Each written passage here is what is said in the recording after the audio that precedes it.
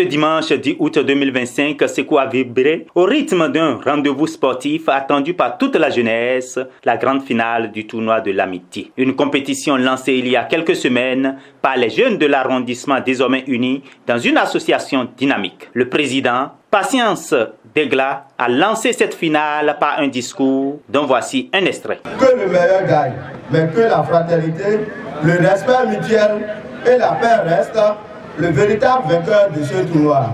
Vive le sport, vive la jeunesse de Sékou et ensemble faisons le football un levier de protection de notre arrondissement.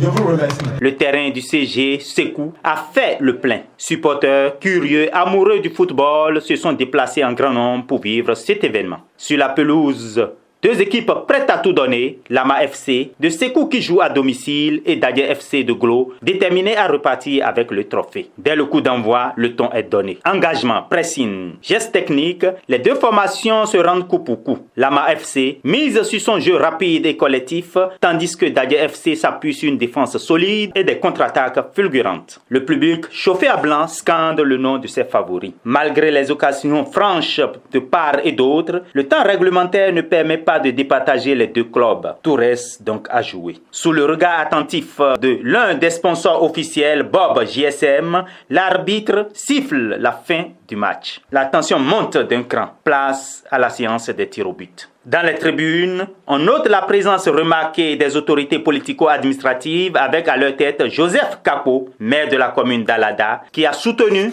cet événement par plusieurs jeux de maillot, donnant ainsi l'opportunité à toutes les équipes ayant atteint les quarts de finale de repartir avec un présent. Pour le locataire de l'hôtel de ville, son soutien n'est pas à marchander pour la jeunesse. Et nous défendons tous la cause de la jeunesse.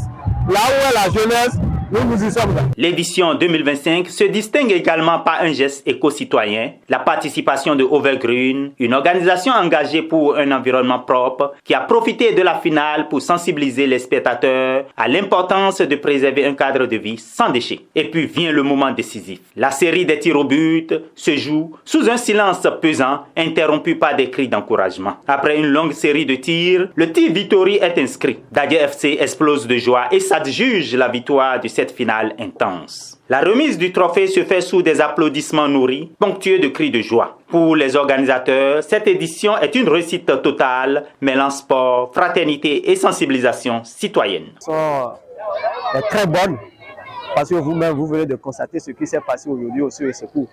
5 ans d'anniversaire.